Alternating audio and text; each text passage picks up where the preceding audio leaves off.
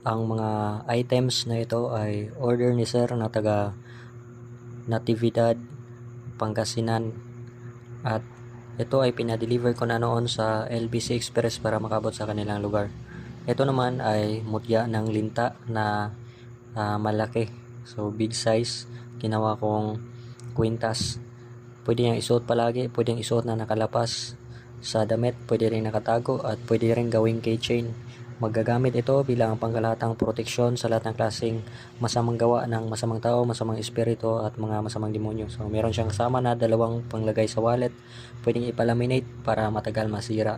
Pwedeng ilagay sa wallet or ipalaminate gawing kwintas, pwede rin.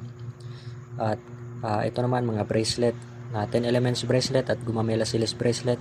Merong pang kids, ito pang adult, ito mga bracelet para ito sa kanila ni Sir.